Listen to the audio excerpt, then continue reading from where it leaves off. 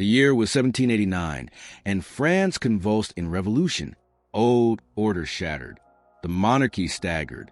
Streets in Paris became echo chambers of gunfire and slogans, of liberty sharpened with guillotines. Amid this turbulence, a boy from Corsica, an island recently annexed by France, watched the world tilt. Napoleon Bonaparte, born of minor nobility but nurtured on resentment and ambition, entered the artillery school at Brienne just as the Ancien regime collapsed. His timing was not fate. It was perfect political chaos. France was burning, and from its ashes, opportunity bloomed for those who could seize it. The revolution had upended the military hierarchy. Nobles fled. Officers deserted. What remained was a broken, chaotic command structure, desperate for anyone who could restore order and win battles. Bonaparte, barely a man and speaking French with a Corsican accent, wasn't supposed to rise. But in the power vacuum of 1793, when royalists seized the city of Toulon, and the revolutionary government begged for anyone, to take control, Napoleon did. He commanded artillery placements that broke the siege and reclaimed the city. The victory wasn't just strategic. It caught the eye of Maximilien Robespierre's brother. Suddenly, Bonaparte was a general at 24. This was revolutionary France. Logic bent by ideology, chaos breeding merit. Talent mattered more than blood, so long as it served the revolution. Napoleon was no ideologue, but he knew how to play the part. He spoke the language of Jacobin virtue while plotting his own path through the ranks. The armies of France were no longer tools of a king, but instruments of revolutionary will, unleashed across Europe to spread the principles of 1789. In this crucible, Napoleon found his gospel: mobility, firepower, and political clarity. He wasn't just fighting for territory. He was fighting to remake a continent under a new order, an order where ability triumphed over birth. He saw early that war had changed. The levy en masse gave France more soldiers than any European power could imagine, and Napoleon learned to maneuver entire divisions like chess pieces. He obsessed over artillery positioning, terrain, timing. But more than that, he understood morale. A soldier who believed in the cause, or feared his general's fury, fought harder. He knew how to speak to the troops, how to transform a march into a mission. Even before Italy, before Egypt, before empire, Napoleon had begun crafting something more powerful than tactics: a legend. In 1795, Paris again boiled with unrest. Royalists tried to reclaim the capital, sensing the convention's weakness. Napoleon, now commander of the interior, responded with unflinching brutality. He ordered a whiff of grape shot into the crowds. Hundreds died, and the insurrection collapsed in hours. The government was shaken, but grateful. For Napoleon, it was another step upward. He had saved the Republic, or so they said. In truth, he saved the state because he saw what it could offer him. That same year, he met Josephine de Beauharnais, a widowed noblewoman with social ties but no fortune. She became his wife, and his ladder into higher circles. By 1796, he was appointed to lead the army of Italy. It was a disaster on paper, under-equipped, demoralized, half-starved. Yet this was precisely what Napoleon needed: a forgotten front where he could act freely. The war against Austria would be fought not just with muskets, but with dispatches and proclamations. He would remake the army in his image. But before Italy, before Arcole and Rivoli, he had already made a singular transformation. From a Corsican outsider to man who, in a few years, would command Europe's fate. The spring of 1796 began with mud and silence in the valleys of northern Italy. French soldiers, weary and underpaid, looted villages for bread and cursed the Directory for sending them to die in the Alps. The army of Italy, in theory, was to threaten the Habsburgs through the Pavelli. In reality, it was a forgotten, half-starved detachment abandoned in a mountain trap. But on March 27th, a new commander arrived, a man not yet 30, whose uniform still hung awkwardly on his narrow frame.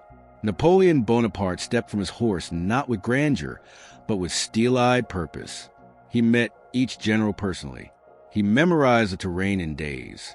He addressed his troops not as fodder, but as men chosen for greatness.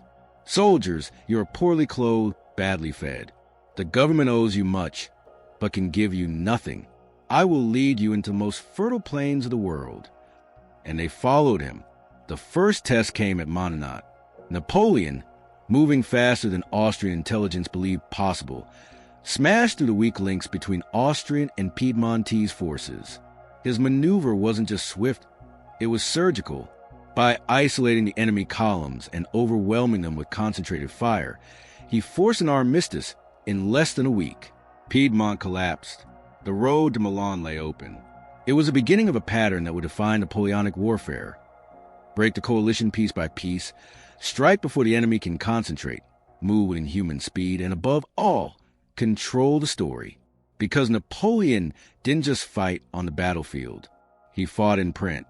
Every victory was followed by proclamations, crafted not merely to report, but to inspire. Leaflets flowed from captured presses, glorifying the army of Italy, praising the bravery of the French soldier, vilifying the Austrians as oppressors of liberty. Cities surrendered not only to bayonets, but to the idea that France represented a new order. French soldiers arrived as conquerors, but Napoleon made them seem like liberators. He rewrote the meaning of each campaign in real time, ensuring that even tactical retreats were interpreted as strategic brilliance. In Milan, Bologna, and Verona, crowds welcomed him as a revolutionary messiah. He fed that myth carefully. He wore plain uniforms. He refused luxury. He gave his officers rewards, but insisted on personal loyalty. He rarely slept more than a few hours. His letters to Paris boasted not just of captured fortresses and routed armies, but of seized treasures, paintings, manuscripts, gold, to be sent back to France as spoils to the Republic. Art looted from the Italian states filled the Louvre.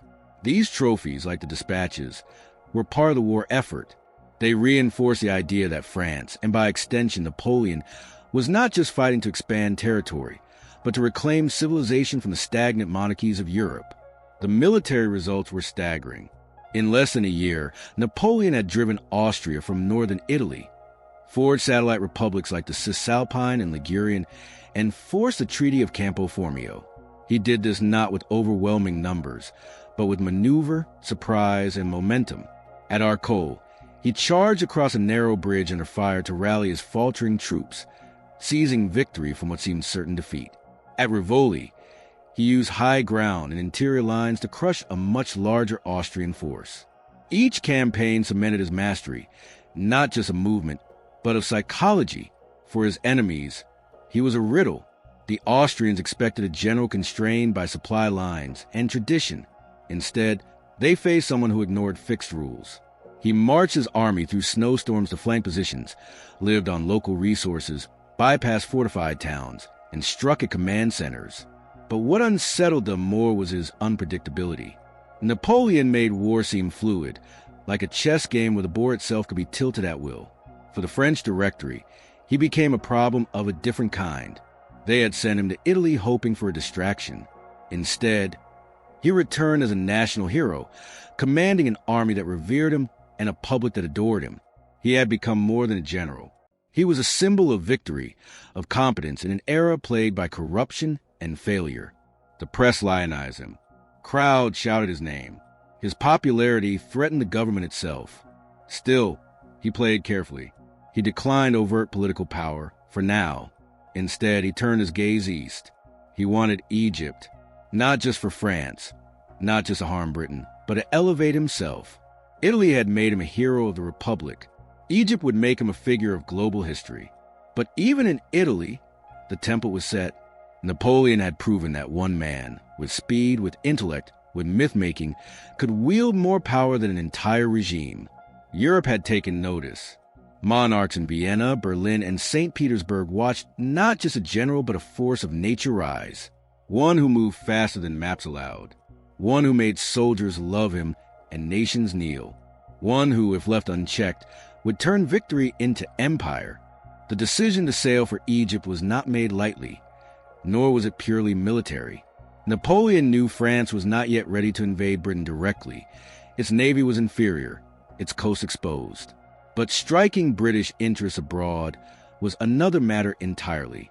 Egypt, then under nominal control of the Ottoman Empire, but practically ruled by the Mamluks, represented both a strategic threat to British India and a gateway to the East. But for Napoleon, it was more than that. It was stagecraft, to become not merely a French hero, but a global figure. He needed to conquer not just cities, but civilizations. In May 1798, over 300 ships set sail from Toulon, carrying 40,000 soldiers, scientists, engineers, artists, and linguists. This was no ordinary campaign. It was an expedition of conquest wrapped in a robe of enlightenment. The savants aboard brought printing presses, measuring instruments, and the latest French philosophical works. The goal was not just to defeat the Mamluks, but to reshape Egypt in the image of revolutionary reason. Napoleon styled himself not only as general, but as reformer, protector of Islam, and heir to Alexander the Great. Upon landing in Alexandria in July, he issued a proclamation in Arabic, proclaiming respect for Islam and declaring that the French were enemies of only tyranny and corruption. The Mamluks, warlords who ruled by fear and tribute, were cast as relics of a cruel past. Napoleon promised progress, justice, and prosperity. It was propaganda, but effective, especially when backed by force. At the Battle of the Pyramids, French firepower and formation overwhelmed the cavalry charges of the Mamluks. Thousands of Egyptians died in hours. Cairo fell days later, but almost immediately, cracks appeared in the dream. Napoleon could defeat armies, but he could not conquer geography or sea power. In August 1798, the British Navy under Admiral Horatio Nelson found and annihilated the French fleet at Abu Qir Bay. Ships exploded in flame, thousands died, and Napoleon's army was stranded. He had conquered a land he could not escape. The Mediterranean was lost. The plan to threaten British India was dead before it began. Still, Napoleon worked to transform the occupation into a political project. He established the Institut d'Egypte, where French scientists cataloged everything from Nile irrigation to ancient ruins. His team produced a monumental description de l'Egypte, a compendium of maps, drawings, and knowledge that would reshape Western understanding of the ancient world. The Rosetta Stone, discovered during this campaign, would later unlock the language of the pharaohs. Napoleon understood that legacy wasn't only won by battle. It was carved in memory, in image, in paper. But the Egyptian people did not passively accept occupation. Resentment built. In October 1798, Cairo erupted in revolt. French patrols were ambushed, and local mosques became centers of resistance. Napoleon responded with the ruthlessness he had shown in Toulon and Paris. Mass arrests, public executions, and artillery fire into civilian quarters. He cloaked the repression in the language of order, but it revealed a truth beneath the surface myth. He would tolerate no dissent. Meanwhile, in Syria, Napoleon pushed further. He marched north to confront the Ottomans before they could regroup, capturing Gaza and Jaffa. At Jaffa, he ordered the massacre of thousands of captured Ottoman troops, arguing he could not feed or guard them. The horror stained his reputation. In Acre, he met his first true battlefield failure. Despite siege after siege, reinforced by British naval support, the fortress held. Disease ravaged his army. The advance collapsed. Napoleon, facing attrition, heat, and dwindling supplies, retreated to Egypt. The myth of invincibility had cracked. By 1799, France itself teetered on the brink. The Directory was increasingly viewed as corrupt and ineffective. Austria and Russia threatened renewed war. Sensing his moment, Napoleon acted. Without informing his army, he boarded a frigate and sailed back to France, leaving the Egyptian campaign unfinished. It was abandonment, but also perfect timing. He arrived in Paris in October to a country disillusioned by civilian rule and nostalgic for victory. He carried no formal orders, but he carried something more valuable, momentum. He framed Egypt as a triumph of civilization, not conquest. He returned not as a defeated general, but as a philosopher-warrior. The failures were buried in a flurry of bulletins. The savant's work and the art treasures gave his narrative weight. He had dared to bring the revolution beyond Europe. And though Britain had destroyed his fleet and the East had not fallen, the French people saw something different. They saw a man above petty politics, a general who defied kings and empires and returned stronger. Egypt was not victory, but transformation.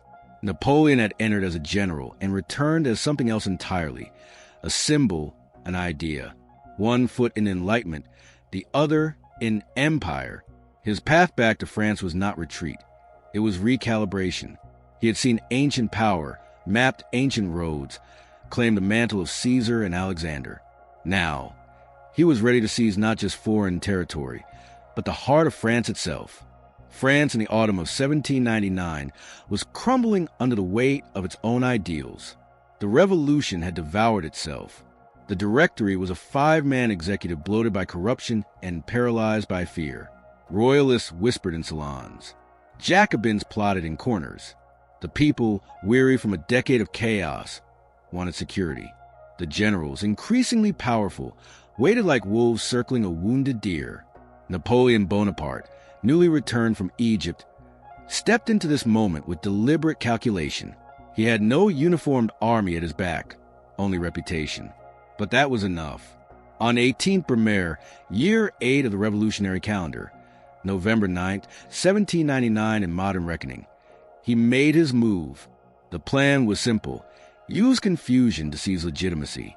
Under the pretext of Jacobin threat, the Council of Ancients voted to relocate to St. Cloud, a suburb outside Paris. Napoleon was given command of troops to protect the assembly. In reality, they were protecting him, with brother Lucien presiding over the legislature and loyal generals like Murat and Lannes ready to act. The coup unfolded in silence and shouting. Inside the council chambers, when opposition emerged, Napoleon entered himself, nervous, stumbling, not yet the titan of later legend. He spoke of saving the republic, of conspiracies, of the need for order. Some deputies heckled. Others lunged. The air turned riotous. Lucien intervened, ordering the guards to clear the chambers in the name of public safety. In truth, it was a death knell of the revolution. No votes, no debates. The Directory was swept away in confusion. France had not yet crowned a monarch, but it had surrendered to control of a single will. Within days, a new government was born, the consulate. 3 consuls were named, but only one mattered. Napoleon, now first consul, held all executive power. The Constitution was rewritten under his supervision. Gone were the chaotic checks and balances of the revolution. In their place stood a centralized, pyramidal structure with Napoleon at its summit. He appointed ministers, commanded the army, controlled foreign policy, and held the legislative initiative. The language remained republican, but the mechanics were dictatorial. Still, the public approved by referendum. Overwhelmingly, they wanted stability. He delivered it. His first act was to restore order, not by terror, but by efficiency. He restructured the tax system, creating the Banque de France to stabilize currency and finance the state. He reformed the legal code, culminating in the Civil Code of 1804, later known as the Napoleonic Code. It abolished feudal privileges, enshrined property rights, and standardized laws across France. It was revolutionary in its rationality. It spread like wildfire across Europe, wherever French armies marched. Even when kings returned, many retained Napoleon's laws. They were too useful to discard. Education, too, was transformed. He created lycées, state-run secondary schools, to train bureaucrats and officers loyal to the regime. He centralized curriculum, controlled appointments, and ensured that future elites were shaped not by church or aristocracy, but by the state. The Concordat of 1801 reconciled France with the Catholic Church without surrendering control. Priests were state employees. Religion was tolerated but subordinated. The revolution's core principle, that power comes from the people, not God, remained intact, but it now wore a military uniform. Meanwhile, abroad, the war continued. The Second Coalition, Austria, Russia, Britain, sought to contain the French menace. Napoleon moved swiftly. In 1800, he crossed the Alps through the Great St. Bernard Pass, a feat as theatrical as it was strategic.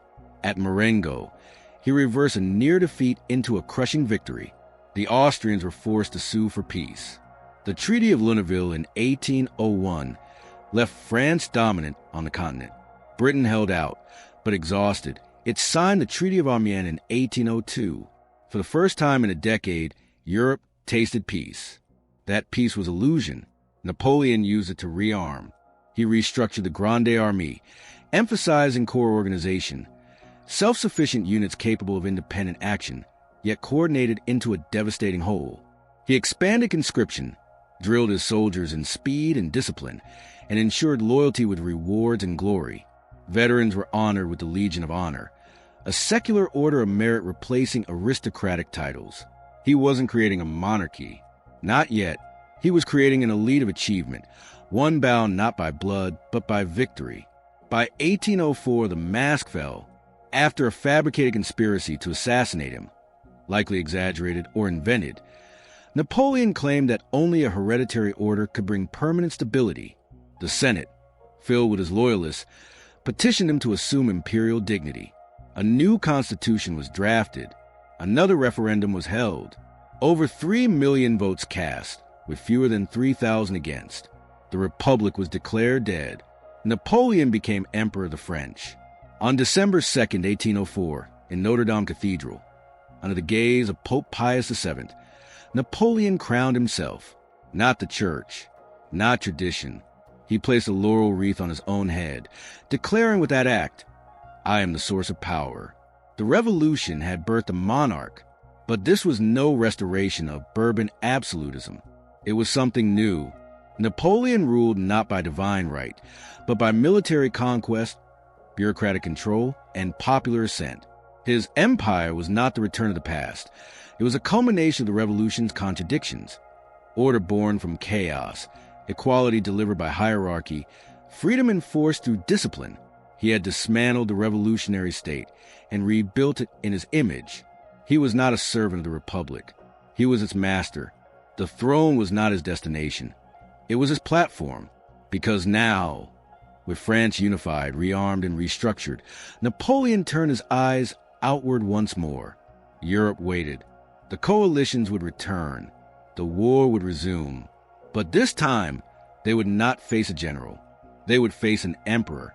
War returned in 1805, as inevitably as winter. Britain, uneasy since the fragile Treaty of Amiens, had never ceased preparing. When Napoleon crowned himself emperor, when he occupied northern Italy and mused openly about shaping the continent, London responded with golden alliances. The Third Coalition was formed: Britain, Austria, Russia, Sweden, Naples. Another crusade to check the French colossus. But Europe had not understood the transformation. This was not revolutionary France with shifting governments and politicized armies. This was a state machine driven by one man's will. Napoleon did not react to threats. He annihilated them. He had prepared for invasion. Tens of thousands of troops were camped at Boulogne, across from the English Channel, their uniforms drying under the sun, their boats ready. But the French fleet, scattered and outclassed, never achieved the dominance needed to cross. Then in October 1805, Britain delivered a shattering blow at sea. At Trafalgar, Admiral Nelson's fleet smashed the combined French and Spanish navies. 22 enemy ships lost. Britain lost none. Naval supremacy now belonged to the Royal Navy for the rest of the century. Napoleon never again threatened Britain directly, but his true genius lay in land war. And while Nelson shattered France's oceanic dreams, Napoleon turned east. He pivoted his entire army, then called the Grande Armée, from the Channel to Central Europe in a matter of weeks. Over 200,000 men marched with machine-like coordination across the Rhine, across Bavaria, striking before the Austrians or Russians could unite. At Ulm, the Austrian General Mack was surrounded and forced to surrender with barely a shot. 30,000 prisoners. The road to Vienna opened. Then came Austerlitz. On December 2nd, 1805, the first anniversary of his coronation, Napoleon faced a combined Russian and Austrian forces on the fields near the Moravian town. The terrain was chosen. The timing was his. He feigned weakness, abandoned high ground, drew the Allies forward. In a single day, he unraveled them. Fog lifted, and the French struck the exposed center. Columns folded. Thousands drowned in the frozen lakes.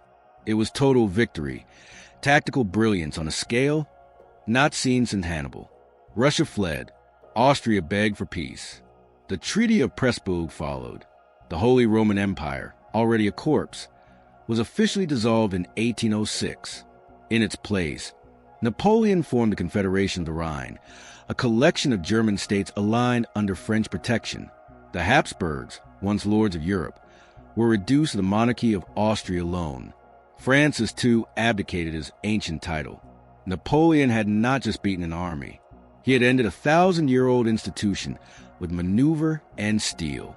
Prussia, watching nervously from the sidelines, delayed too long. When it finally acted in 1806, Napoleon crushed it with contemptuous speed. At Jena and Auerstedt, French forces obliterated the Prussian military tradition in a matter of hours. Entire corps disintegrated. Officers were captured or killed en masse. Berlin fell. Napoleon paraded through its gates, proclaiming the death of Frederick the Great's legacy. He imposed humiliating terms. The Prussian monarchy survived, but barely. Reforms would follow, forced by defeat, but that would take time. For now, the Prussian eagle had been broken. Russia remained. Tsar Alexander, young and idealistic, hoped to claim the mantle of Europe's savior, but Napoleon pursued him relentlessly through the snows of Poland. The campaign was brutal, slow, bloody. At Eylau in February 1807, both sides suffered horrific losses. Bodies froze where they fell. It was the first time Napoleon failed to win cleanly. But by June at Friedland, he recovered. The Russian army was decisively beaten. The Tsar agreed to meet.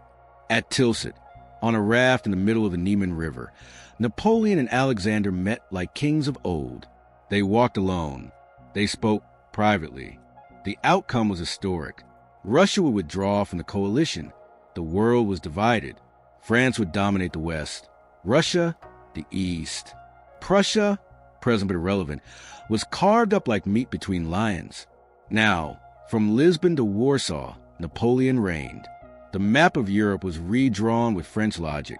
Satellite kingdoms were erected. The Kingdom of Westphalia, the Duchy of Warsaw, the Kingdom of Naples. His brothers-in-law, and trusted marshals were crowned kings.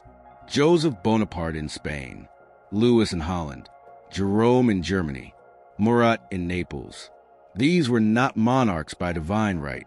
They were lieutenants of an imperial order, a new feudalism crafted by the revolution's own executioner. In Paris, triumph became routine. The city transformed. Arcs of victory were planned. Boulevards widened. Veterans marched in parades. Nobles bowed.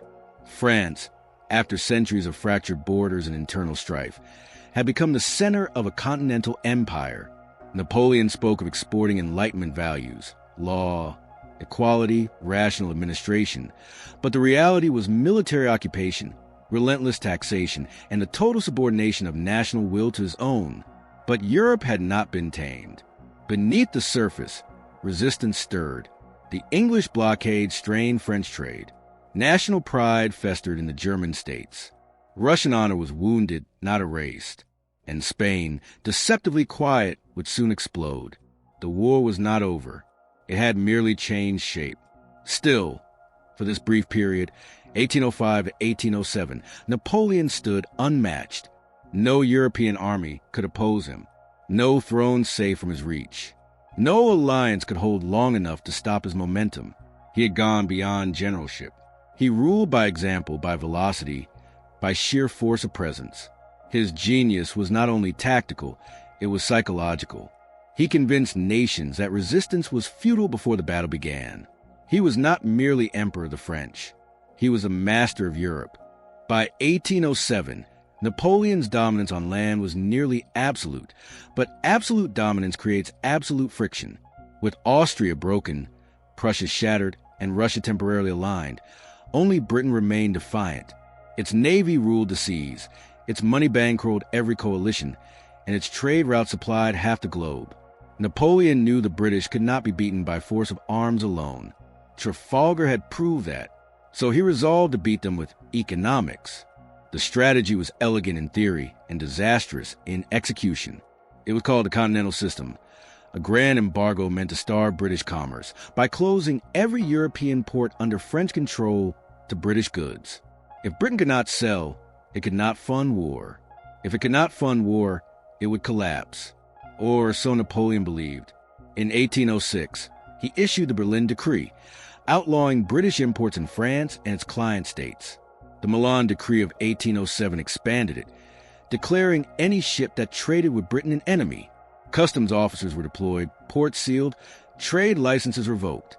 Factories in northern France switched to produce French substitutes. Smugglers were hunted. British textiles burned in public squares. The emperor saw it as economic war and total war. But Britain adapted. Its ships rerouted toward South America, Asia, the Levant. New markets bloomed. Smugglers grew rich defying the blockade, ferrying goods through neutral ports like Sweden and Denmark. Ironically, British exports rose by 1809, but the damage inside the empire was real.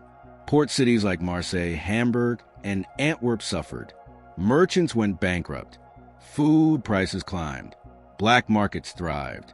And crucially, occupied peoples began to resent not just war, but French rule itself. The first to break were the Spanish. Spain had been an uneasy ally since 1795. Its monarchy was weak, its court corrupt. Napoleon saw opportunity. In 1807, under the pretense of invading Portugal, Britain's last ally on the continent, French troops entered Spain. But once inside, they stayed. In 1808, Napoleon summoned the Spanish royal family to Bayonne, forced their abdication, and installed his brother Joseph as king. The Spanish people were not consulted. They revolted. What followed was not a war in the conventional sense. It was a nationwide insurgency. Spanish peasants, clergy, and former soldiers took up arms.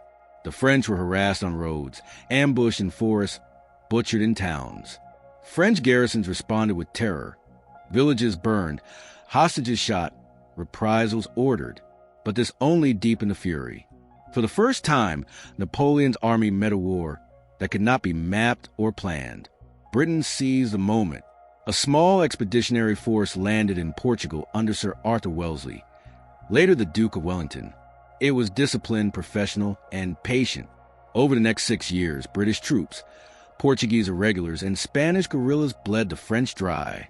Bridges were blown, convoys raided, generals assassinated in bed. The Peninsula War drained France of men, money, and morale. But it did something more dangerous. It shattered the myth of invincibility.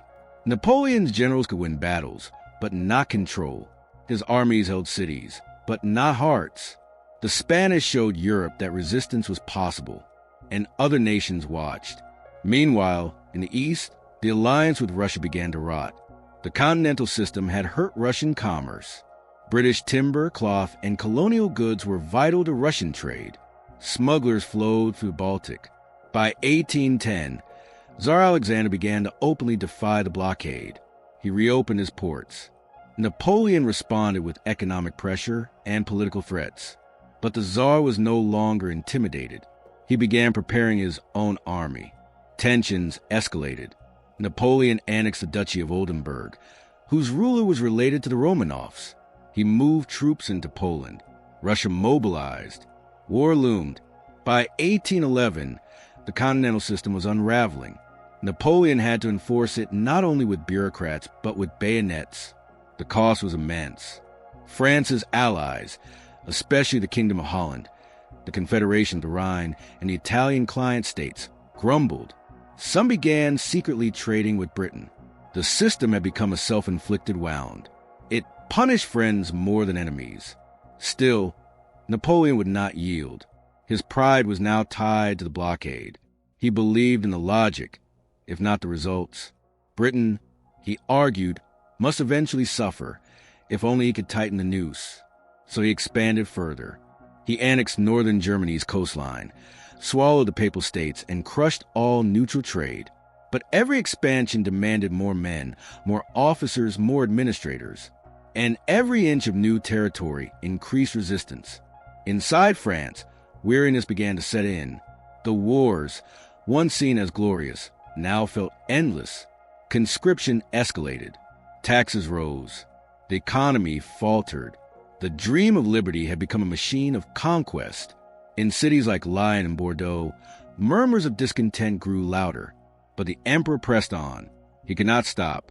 He had built an empire on speed, momentum, and control. To pause was to weaken. To retreat was to admit failure.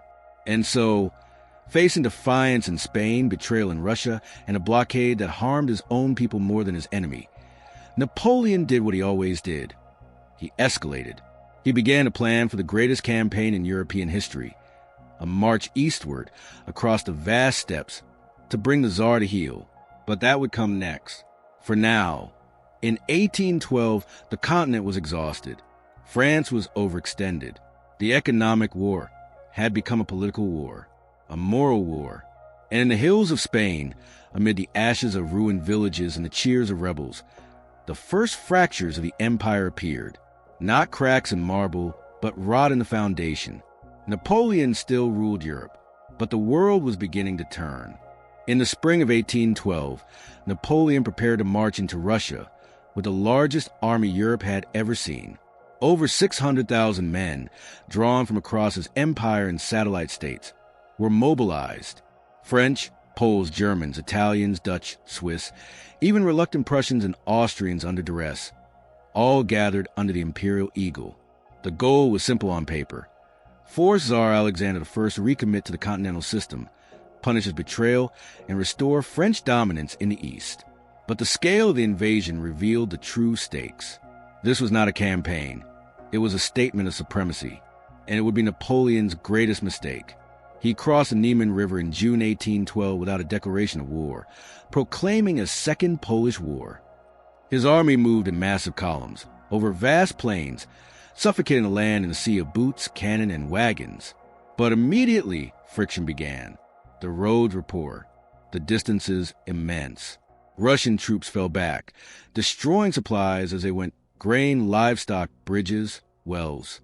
The strategy was clear: deny the French battle and starve them instead. Napoleon pressed forward. Smolensk was taken after a brutal fight, but the Russian army escaped. Every victory felt hollow. The Tsar refused to negotiate. His generals, especially the cunning Mikhail Barclay de Tolly and later Mikhail Kutuzov, avoided full engagement. Napoleon needed a decisive battle, a psychological blow like Austerlitz or Jena. Instead, he chased shadows. Finally, in September, the Russians made a stand at Borodino, a village just west of Moscow. The battle was apocalyptic. Over 70,000 casualties fell in a single day. The French took the field, but not decisively. No surrender. No peace. Napoleon entered Moscow a week later, expecting to dictate terms. Instead, he found silence. The city was empty, burned, sabotaged. Fires, likely set by Russian patriots or authorities, consumed the old capital. The Tsar gave no answer. There was no envoy, no emissary, just smoke and ruin. Napoleon lingered, waiting for overtures that never came. Weeks passed. The autumn air grew cold. The horses began to die. Supply lines stretched back over 1,000 miles. Cossack raids harassed stragglers. Forage disappeared. By October, with no Russian capitulation and no winter quarters, Napoleon made the most fateful decision of his life: retreat. What followed was not a military maneuver, but a humanitarian catastrophe. The Grande Armée disintegrated. Snow fell early. Roads turned to ice. Horses slipped and starved. Frostbitten soldiers froze in their sleep. Units collapsed from hunger. Cannibalism emerged in isolated pockets. Discipline broke. Men looted, deserted, killed each other for crusts of bread. Russian partisans and Cossacks struck relentlessly, not in pitched battles, but in ambushes and terror raids. Supply depots were burned. Rear guards were overrun. At the Berezina River in November, Napoleon's army attempted a desperate crossing. The bridges were built under fire, and tens of thousands scrambled across. Chaos reigned. Cannon were abandoned. Thousands drowned or were captured. Napoleon crossed last. Of the 600,000 who had marched into Russia, barely 100,000 made it out, and most of those were wounded, sick, or broken. Napoleon returned to Paris ahead of the remnants, traveling fast and alone. He needed to maintain control, to prevent political collapse. He presented the retreat as a strategic withdrawal, a campaign gloriously terminated. But the truth could not be hidden. Europe had seen it. The myth of the invincible emperor had shattered in the snow. His enemies sensed blood. In 1813, the Sixth Coalition formed: Britain, Russia, Prussia, Austria, Sweden, Spain, and smaller German states. Old foes and former allies now united. Even Austria, Napoleon's father-in-law through his marriage to Archduchess Marie-Louise, joined the alliance. The emperor who once redrew maps now fought to preserve his shrinking world. He raised a new army, young, inexperienced conscripts, hastily trained. The French people, exhausted by years of war, watched with dread. Yet even now, Napoleon fought with brilliance. In the spring of 1813, he won at Lutzen and Botzen, repelling the Allies temporarily. But the enemy had learned. They avoided direct engagement with Napoleon himself and focused on his marshals. They attacked his lines of supply. They outflanked, encircled, withdrew, then struck again. They called it the Trachenberg Plan, a blueprint for defeating Napoleon without giving him the chance to win a single decisive battle. The turning point came in October, outside Leipzig in Saxony. Known as the Battle of the Nations, it was the largest conflict in European history up to that point. Over 600,000 soldiers clashed. Napoleon was outnumbered, his troops exhausted. The German states began to defect mid-battle. Saxons turned their guns on the French. Bridges collapsed during the retreat, trapping thousands. It was annihilation. Napoleon's power in Germany evaporated in days. He retreated across the Rhine. France itself was now under threat. By early 1814, enemy armies crossed into his homeland. The marshals begged for negotiations. Paris was under siege. Napoleon, still defiant, launched a campaign in Champagne, winning several battles against larger forces. But it was too late. The coalition pressed forward. Paris fell in March. Talleyrand, once Napoleon's diplomat, now betrayed him to the Allies. In April 1814, surrounded, isolated, and facing revolt from his own marshals, Napoleon abdicated. The Allies, not wanting a revolutionary resurgence, exiled him to Elba, a small Mediterranean island off the coast of Italy. They granted him a pension, a title, a token guard. He could live as a sovereign of a tiny kingdom, they said. His empire was gone, his army scattered, his legacy uncertain. But Napoleon was not finished. The fire had not gone out. For now, Europe celebrated. Kings restored their thrones. Peace was declared. But the man who once crowned himself would not remain in exile. Not yet. On Elba, Napoleon waited. Not in resignation, but in calculation. The island was small, barely 200 square kilometers. But he transformed it in months. He reorganized agriculture, reformed the legal code, rebuilt the Navy dock, and drafted a local militia. Every act was symbolic. He may have been banished, but he had not surrendered his nature. Word filtered in from the continent. Louis XVIII, restored a French throne by the Allies, was proving weak, aloof, and unpopular. The Bourbon monarchy, reimposed without glory, ruled as if the revolution had never happened. Veterans were cast aside, officials purged, taxes increased, and royalist arrogance returned like a bitter tide. Meanwhile, Napoleon received visitors, officers, loyalists, informants. He read newspapers, studied the political temperature. France was restless. His instincts, sharpened over 2 decades of war and rule, told him one truth. They would call for him, even if they didn't know it yet. The people missed bread more than freedom. The soldiers missed command more than peace. The nobles, once cautious, now squabbled openly in court. The Allies, their victory secure, had already begun dividing the spoils and distrusting each other. On February 26, 1815, he escaped. A few hundred men boarded a flotilla of small ships. He landed near Cannes, not with legions, but with conviction. The local garrison sent to arrest him joined him instead. The march north began, a trek not conquest, but seduction. He carried no banners, issued no threats. He spoke to each village, each regiment, as he had in Italy 2 decades earlier. Soldiers, if there is one among you who wishes to kill his emperor, here I am. None did. They flocked to him by the hundreds, then thousands. Louis XVIII fled without resistance. The army embraced him. France, stunned, opened its gates once more.